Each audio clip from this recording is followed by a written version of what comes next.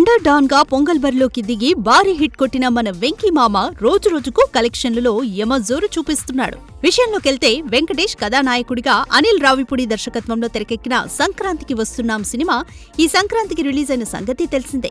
జనవరి 14న ప్రేక్షకుల ముందుకొచ్చిన ఈ చిత్రం 13 రోజుల్లో 200 కోట్లకు పైగా గ్రాస్ వసూలు చేసి వెంకటేష్ సినీ కెరీర్లో అత్యధిక వసూళ్లు సాధించిన చిత్రంగా నిలిచింది. అయితే విడుదలైనప్పటి నుంచి ఈ సినిమా కోసం ప్రేక్షకులు థియేటర్లకు క్యూ కట్టారు.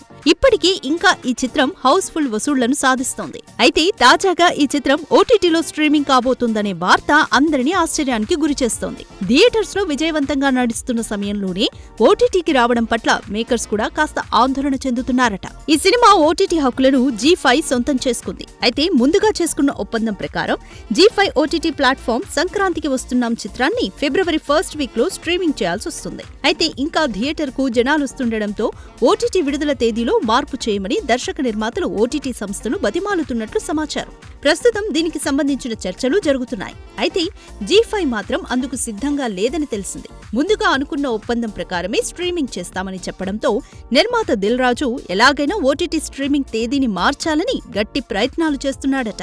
చూడాలి మరి, వసూళ్ల వర్షం కురిపిస్తున్న ఈ సినిమా అప్పుడే ఓటీటీకి వస్తుందా లేక మరిన్ని రోజులు ఆగుతుందా?